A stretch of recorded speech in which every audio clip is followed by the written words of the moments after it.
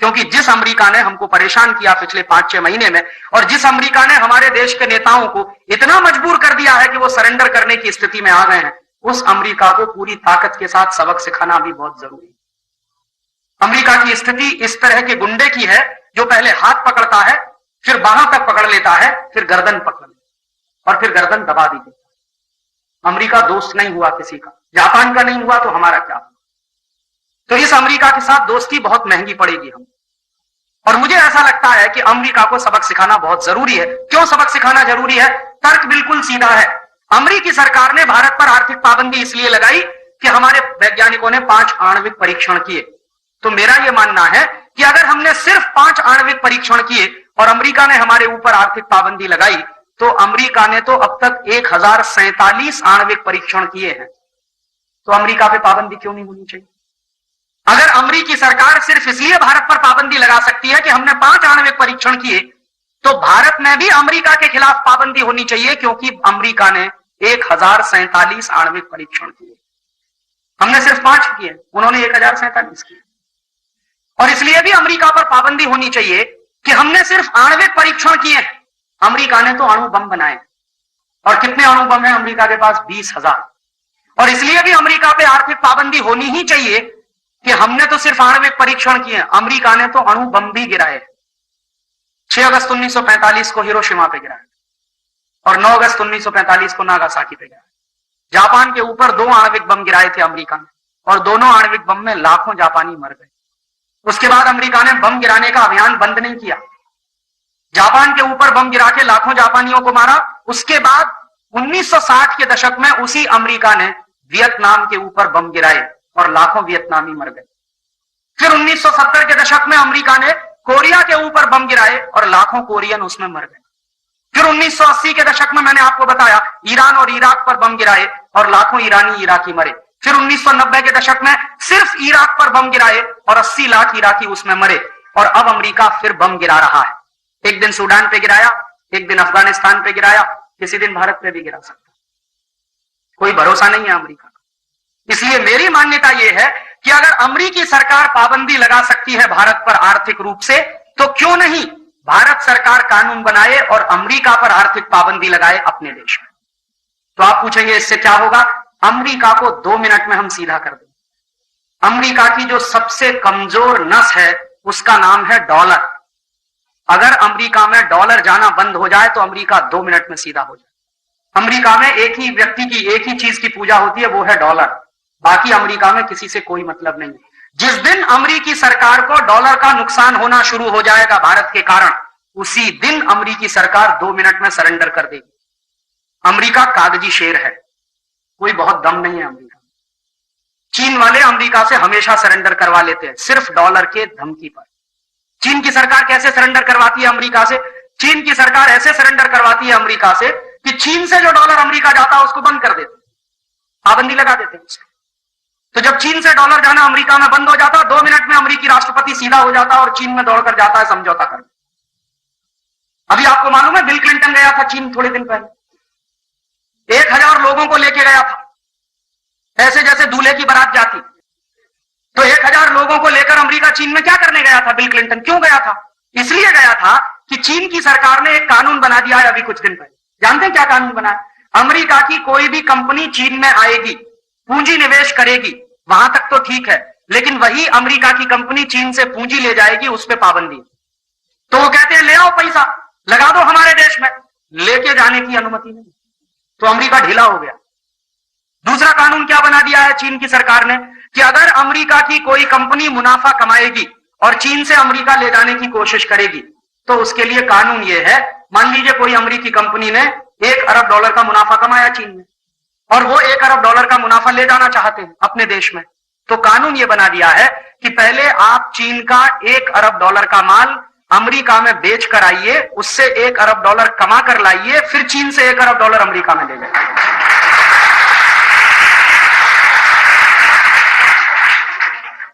और जब से ये 2 कानून बनाए हैं, बिल क्लिंटन की पैंट ढीली हो गई और दौड़ दौड़ के रोज चीन जाता है उनसे समझौता करने, और चीनी सरकार उनको घास नहीं डालती। पहले अमेरिका ने कोशिश की कि चीन के राष्ट्रपति को अपने देश में बुला लिया जाए। उसने कहा मुझे जरूरत नहीं है आपके आने की, आपको झक मार के आना हो तो आइए। और यही बिल क्लिंटन जो चीन के बारे में कहता था कि ये दुनिया में सबसे अत्याचारी देश है, सबसे ज्यादा लोगों पे अत्याचार होते हैं, चीन में डेमोक्रेसी नहीं है, प्रजातंत्र नहीं है।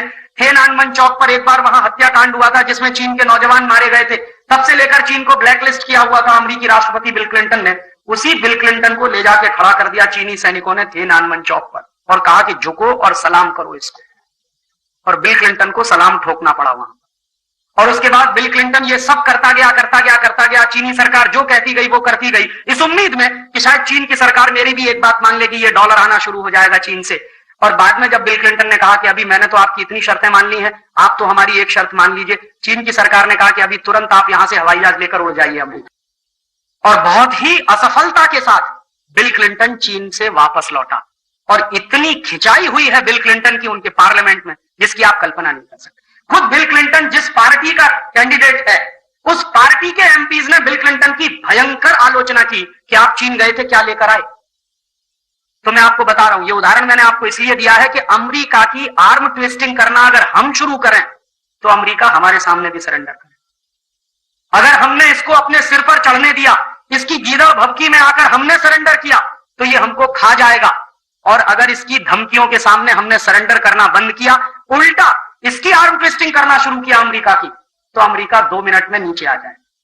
तो आप पूछेंगे उसका रास्ता क्या है? उसका बिल्कुल सीधा सा रास्ता है, जो काम चीन की सरकार ने किया है वो काम हम कर दें।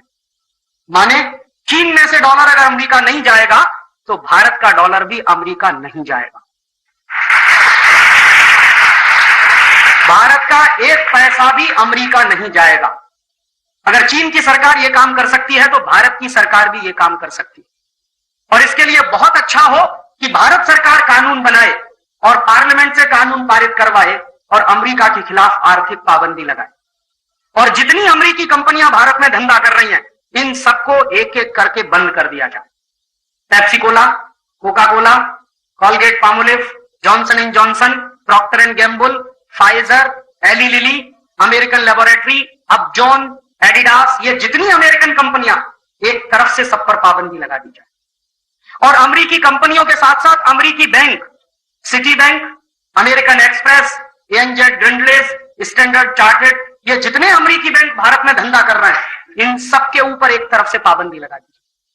तो आप देखिए 2 मिनट में अमेरिका ढीला होता।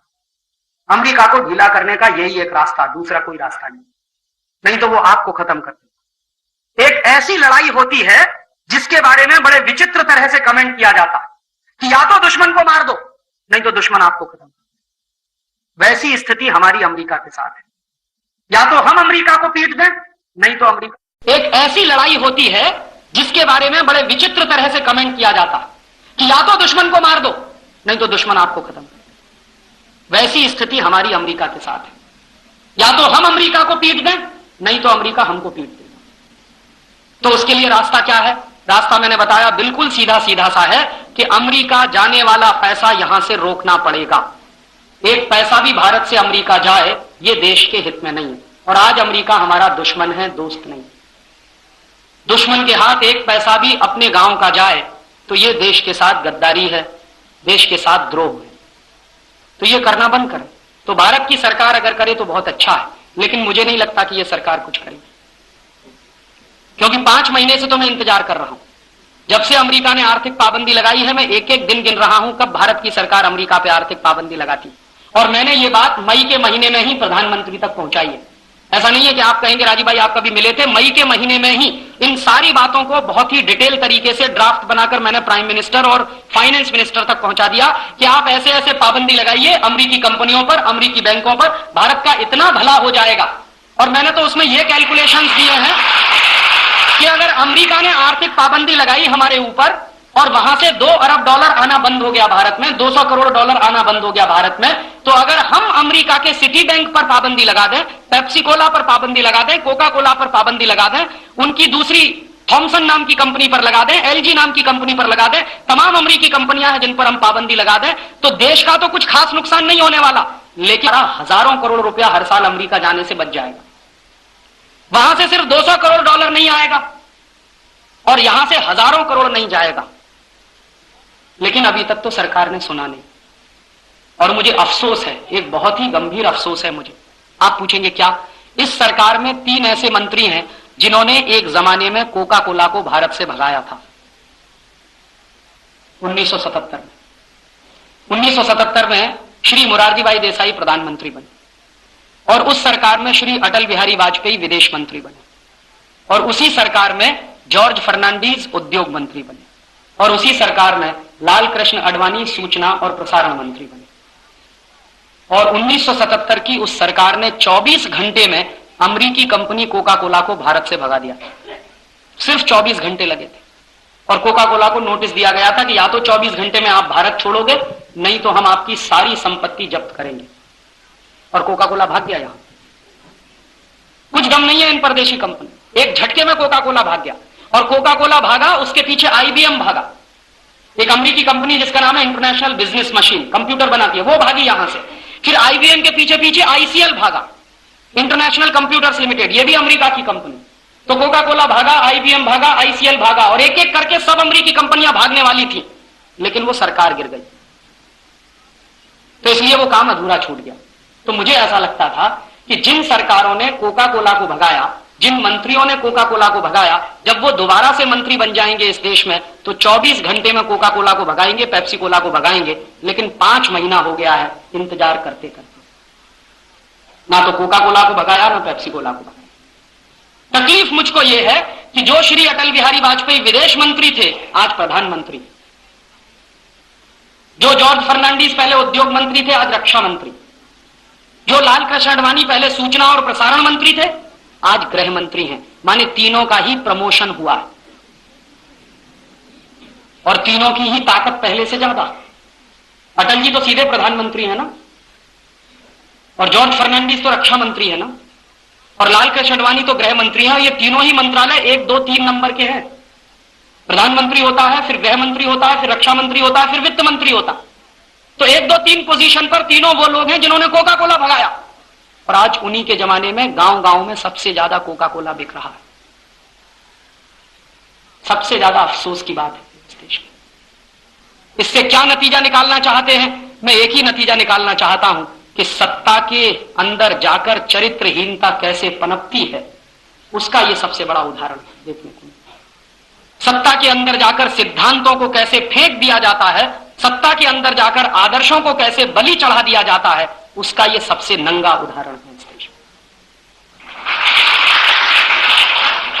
तो मुझे तो उम्मीद नहीं है कि यह सरकार करेगी। तो फिर आप पूछेंगे किससे उम्मीद है? मुझे आप लोगों से उम्मीद है। मुझे इस देश के लोगों पर भरोसा है। सरकारें बिक सकती हैं, नेता बिक सकते हैं, पार्टियां बिक सकती हैं, सत्ता और कुर्सी के लिए वो गंदे से गंदा समझौता कर सकते हैं। अब ये देश में बिल्कुल खुला हो गया। मुझे इस देश के लोगों पर भरोसा है। सरकारें बिक सकती हैं, नेता बिक सकते हैं, पार्टियां बिक सकती हैं, सत्ता और कुर्सी के लिए वो गंदे से गंदा समझौता कर सकते हैं। अब ये देश में बिल्कुल खुला हो गया। कोई पार्टी समझौता करने में किसी से पीछे नहीं और कोई पार्टी कीचड़ और दलदल में गिरने में किसी से पीछे नहीं। हर पार्टी ने रिकॉर्ड कायम किया है कि तू ज्यादा गिरा कि मैं ज्यादा गिरा। और अब इस देश में मैं मानता नहीं कि कोई भी पार्टी राष्ट्रवादी है। हर पार्टी कुर्सीवादी है, सत्तावादी है, स्वार्थवादी। राष्ट्रवादी तो कोई है नहीं इस देश में। अगर ये राष्ट्रवादी होते तो तनख्वाहें बढ़ाते, पगारें बढ़ाते 3-3 गुनी। इस साल तो इनको यह सिद्ध करना चाहिए था कि हमारा राष्ट्रवाद इतना प्रखर है कि हम हिंदुस्तान में 2-3 साल पगार नहीं लेंगे। कोई नेता भूखा नहीं मरता, कभी मरा भी नहीं है इस देश में। इस देश में 40 करोड़ लोग गरीबी की रेखा के नीचे हैं। इस साल गरीबी और तेजी से बढ़ रही है, महंगाई तेजी से बढ़ रही है, भुखमरी तेजी से बढ़ रही है। भारत के कारखाने बंद हो गए हैं। 2,62,000 कारखाने इस देश के बंद हो गए हैं। 8 करोड़ मजदूर इस देश के बेरोजगार हो गए हैं। पिछले 8 साल से जो उदारीकरण की नीतियां भारत में चल रही हैं, उन उदारीकरण की नीतियों का यह नुकसान हुआ है पूरे के पूरे देश को। तो मुझे ऐसा लगता था कि भारत के राष्ट्रवादी नेता कम से कम इतना तो करेंगे कि पगार नहीं लेंगे इस साल। क्योंकि मैंने सुना है और मुझे मालूम है कि पाकिस्तान के नेता इस समय पगार नहीं ले रहे। पाकिस्तान का प्रधानमंत्री नवाज शरीफ बिना पगार के काम कर रहा, बिना वेतन के काम कर रहा। पाकिस्तान का राष्ट्रपति बिना वेतन के काम कर रहा। पाकिस्तान के जितने मंत्री हैं, जितने खासदार हैं, बिना वेतन के काम कर रहे हैं। क्यों? अमेरिका ने जब से आर्थिक पाबंदी लगाई है, पाकिस्तान की आर्थिक हालत थोड़ी खराब हो गई है। तो पाकिस्तानी सरकारों ने अपने तमाम खर्चे कट कर दिए और सारे के सारे खर्चे कट किए हैं। पहले प्रधानमंत्री ने पगार लेना बंद किया, राष्ट्रपति ने बंद किया, तभी खासदारों ने बंद कर दिया। मुझे ऐसा लगता था कि पाकिस्तान के नेता अगर इतने राष्ट्रवादी हैं तो भारत के नेता तो इससे कई गुना ज्यादा राष्ट्रवादी, लेकिन हमारे नेताओं ने तो सिद्ध ये किया कि उन्होंने पगारें 3 गुनी बढ़ाई। इनके राष्ट्रवाद का सबसे बड़ा पाखंड है ये, इससे ज्यादा पाखंड कुछ हो नहीं सकता इस देश में राष्ट्रवाद के नाम पर। इसलिए मैं कहता हूं कि कोई पार्टी राष्ट्रवादी नहीं है, सब सत्तावादी, कुर्सीवादी, स्वार्थवादी। इसलिए अब इन पार्टियों पर भरोसा करना छोड़ दीजिए, क्योंकि पार्टियों पर भरोसा करते करते ही इतना बड़ा सत्यानाश हमने झेला है इस देश में। नेताओं पर भरोसा करना छोड़ दीजिए। ये नेता कब क्या पलटी खाएंगे, जिंदगी भर जिन सिद्धांतों का विरोध करते रहे श्री अटल बिहारी वाजपेयी, अभी उन्हीं सिद्धांतों पर सरेंडर करने जा रहे हैं। ये कैसे मैं स्वीकार करूं इस बात को? जितने भाषण मैंने अटल बिहारी वाजपेयी के सुने हैं, हर भाषण में यही वो कहते थे कि राष्ट्र की संप्रभुता से कोई समझौता नहीं होता। राष्ट्र की संप्रभुता एक ऐसी चीज है जिस पर कोई समझौता नहीं होता, कोई सरेंडर नहीं होता। अभी वो खुद वही करने जा रहे हैं, तो कैसे मानूं मैं? तब ऐसा लगता है कि सबके सबको धृतराष्ट्र की आत्मा ने लील लिया। धृतराष्ट्र अंधा था। भगवान कृष्ण धृतराष्ट्र को अंधा क्यों कहते थे जानते हैं? वो इसलिए अंधा नहीं कहते थे कि तुम्हारी आंखें नहीं है, ये तो सच था कि उसकी आंखें नहीं थी। वो अंधा इसलिए कहते थे कि सत्ता मोह में, पुत्र मोह में वो अंधा था, और सत्ता हाथ से ना चली जाए इसके लिए धृतराष्ट्र कुछ भी करने को तैयार था। चाहे जितना अधर्म करना पड़े, चाहे जितना कुकर्म करना पड़े, चाहे जो करना पड़े, सत्ता मेरे बेटों के हाथ से नहीं जानी चाहिए, सत्ता मेरे हाथ से नहीं जानी चाहिए। इसी के लिए धृतराष्ट्र को भगवान कृष्ण ने अंधा किया कि तुम स्वार्थ में अंधे हो। और आज के नेताओं के बारे में तो मैं यही कहता हूं कि धृतराष्ट्र तो बिना आंखों के अंधा था, वो पुत्र मोह में अंधा था। इन लोगों को कौन सा पुत्र मोह है?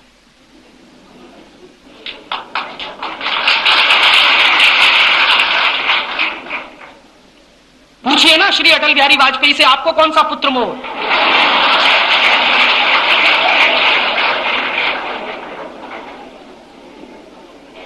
और धृतराष्ट्र आंखें नहीं होने के कारण अंधा था, ये तो सब आंखें होते हुए अंधे। इसलिए अब इन पर भरोसा करना छोड़िए, पार्टियों पर भरोसा करना छोड़िए, अभी तो अपने ऊपर भरोसा करिए। तो आप पूछेंगे दूसरा कोई रास्ता है? हाँ, एक रास्ता है, थोड़ा तकलीफ वाला है, लेकिन अब वही रास्ता है और कोई रास्ता नहीं। जब सरकारें देश विरोधी काम करना शुरू कर दें, राष्ट्र विरोधी काम करना शुरू कर दें, सरकारें सिर्फ स्वार्थ और सत्ता में डूबकर काम करना शुरू कर दें, तो राष्ट्र के लोगों को उठना ही होगा और खड़ा होना होगा। आप पूछेंगे हम क्या करें? सरकार पाबंदी नहीं लगाती अमेरिका पर, और सरकार नहीं बंद करती अमेरिकी कंपनियों को, तो कम से कम आप तो पाबंदी लगा दीजिए अमेरिकी कंपनियों को। आप तो बंद कर दीजिए अमेरिकी कंपनियों का सामान खरीदना। ये तो आपके अधिकार क्षेत्र में है ना। इसके लिए तो प्रधानमंत्री से पूछने की जरूरत नहीं है कि मेरे घर में अमेरिकी सामान आए कि नहीं आए। आप अपने घर के प्रधानमंत्री हैं, आप अपने घर का फैसला करिए, और आपके घर में यह फैसला होना ही चाहिए कि कोई भी अमेरिकी सामान आपके घर में नहीं आएगा, क्योंकि अमेरिका हमारा दुश्मन है, और अमेरिका हमारा दुश्मन है, और इस स्तर का दुश्मन है कि भारत को बर्बाद करने की कोई भी कोशिश वो चूकना नहीं चाहता। बिल क्लिंटन ने इस बात को 2 बार कहा है, इसकी गंभीरता को सोचते रहिए। बिल क्लिंटन ने कहा कि सोवियत संघ को खत्म करने के बाद अब भारत हमारी हिट लिस्ट में नंबर 1 पर, इसलिए भारत को खत्म करना अभी अमेरिका का सबसे बड़ा उद्देश्य है।